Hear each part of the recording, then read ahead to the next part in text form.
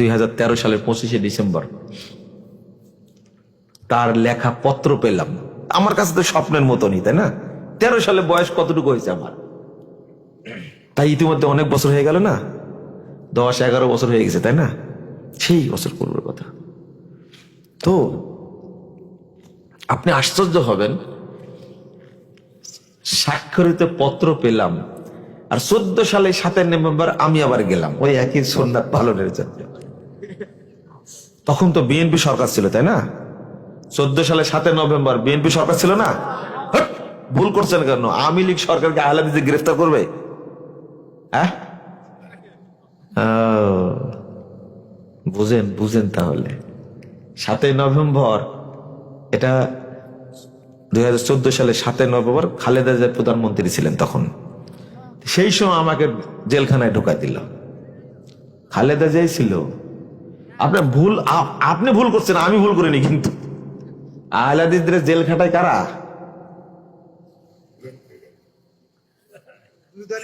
না, দুই দলই খাটায়। মিথ্যা কথা বললেন। তা আপনার তাহলে এই আওয়ামী লীগ মনে হয়, আওয়ামী লীগ। আপনি কি প্রচারণাটা, হ্যাঁ দেখছেন? এরা কারা করে, কারা করে?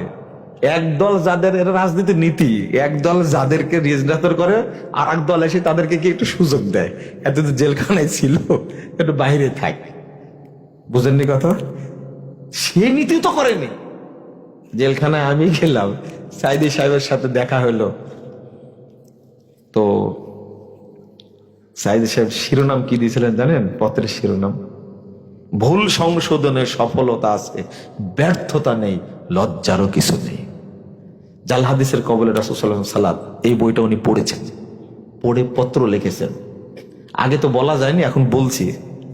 একবার গোপনে বলেছিলাম, কে ভিডিও করে ছেড়ে দিছে, তাই নাকে দড়ি দিয়ে কখন ডিবি, কখন সিআইডি, কখন ডিজিএফআই আমাকে অত্যাচার করে মারছে।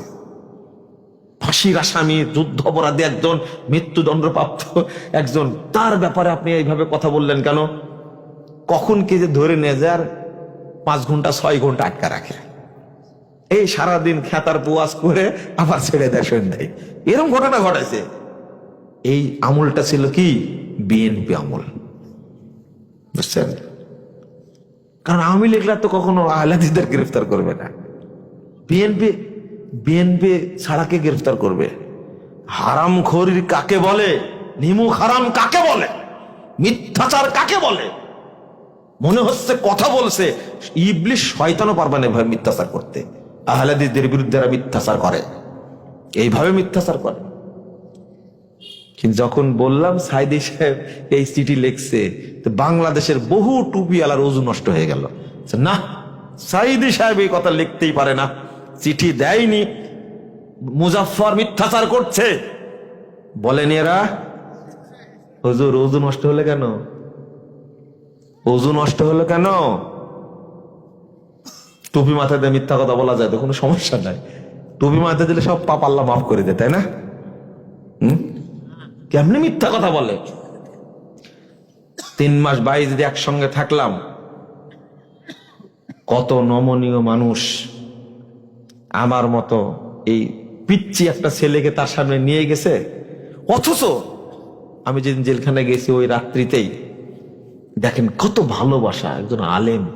আমি তো পিচকি একটা ছেলে, একটা ব্যাগের মধ্যে বেদেনা, আপেল, বিস্কুট, একটা পাঞ্জাবি, একটা গেঞ্জি, একটা পায়জামা দিয়ে পাঠায় দিছে। আমি বললাম যে আল্লাহ, জেলখানায় কিছুই নাই আমার কাছে, এতগুলো জিনিস কে দিল? বুঝলাম না। কিন্তু দেখি আরবিতে লিখে দিয়েছেন, বেটা হাদিয়াতু মিন সাইদি, বুঝছেন? লিখে দিয়েছে। তখন তো বুঝলাম যে এই জেলে নিয়ে আসছে 56 জন আসামি নিয়ে গেছে। কয়জন? ঢাকা জেল থেকে 55 জনকে দিয়েছে 2 জেলখানায়, আর আমাকে শুধু একা দিয়েছে কাশিমপুর 1 কারাগারে। ওখানে সাইদি সাহেব আছেন। পরের দিন একবার নিতে পাঠাইছে দেখার সাক্ষাতের জন্য। তাই ওনার কাছে গেলাম, সালাম দিলাম, তো হাঁটছেনি, খেয়াল করেননি। তখন যে ছেলেটা নিয়ে গেছে বলছে, স্যার ইনি হলেন মুজাফফর বিন মহসিন। ঘুরে দৌড় দিয়েছে, জোরে ধরে বলছে, আরে আমি তো মনে করেছি 60-70 বছরের মানুষ। বুঝতে পারেন জিনিসটা। আরে কতবার যে কপালে চুমু দিলেন, এই আদর, এই স্নেহ জীবনে ভুলতে পারবো না। ঠান্ডা একটু, এই যে নভেম্বর মাস না, সম্ভবত 22শে নভেম্বর ছিল এটা দিন, ওনার মাফলাটা খুলে আমার গলায় জড়িয়ে দিলেন, বাবা তোমার ঠান্ডা লাগছে। অথচ আমি তরুণ মানুষ, উনি হলেন কি 80 বছরের বুড়া মানুষ। বারান্দায় বসায় বাচ্চা ছেলের মতো আমাকে বিস্কুট খাওয়ালেন। ও হুজুর, আপনি তো খোল্লা পাহারা দেন, এত অহংকার কেন আপনার ভিতরে? আপনাকে কে চিনে? গ্রামের মানুষে চিনে না। আর বাংলাদেশে কোনো হিন্দু নাই যে সাইদি সাহেবকে চিনে না। আন্তর্জাতিক একজন মানুষ, তার কাছে দেখছি মানুষটা কেমন। যতদিন ছিলাম একটা জিনিস নেননি, তার সন্তানদের কাছ থেকে ডবল নিয়েছেন। পাঞ্জাবি নিলে ডবল নিয়েছে, কোট নিলে ডবল নিয়েছে, সুইটার নিলে ডবল নিয়েছে। আমার জন্য একটা বলছেন, আমার বেটা আছে একটা, ওর জন্য একটা নিয়ে আসবো। আর আপনি, এত অহংকার আপনার ভিতরে, শুধু চিঠিটাই আপনি লোড নিতে পারলেন না, তাই না? শুধু এই শিরোনামটা একটা বিপ্লব, বিপ্লব। আরো যে কথা হয়েছে সে তো বলতে পারছে না, এটা আল্লাহর সামনে বলবো ইনশাল্লাহ। বলি, এই শিরোনাম একদিন বিপ্লব ঘটবে, মানুষ বুঝবে একদিন মানুষের ভুল হয়। ভাষাটা কি বড় করে লেখছে, ভুল সংশোধনের সফলতা আছে, ব্যর্থতা নেই, লজ্জারও কিছু নেই। সারা বাংলাদেশের মানুষকে আহ্বান জানাইছে। আরো যে কাজগুলো করেছেন জেলখানে বসে থেকে, এটা তো আরো হতবাক, যেটা আমি কোনোদিনই করতে পারিনি, ভবিষ্যতে পারবো না। আমাকে হায়াত যদি আল্লাহ 100 বছর দেয় তাও পারবো না, যে কাজটা উনি করেছেন এই সালাত সংশোধনের জন্য। আর বেটা, তুমি এত মিথ্যাচার করলে শরম লজ্জা আছে কি? হ্যাঁ, এই মিথ্যাচার করে লাভ কি? কি লাভ, কি পাওয়া যায় এখানে?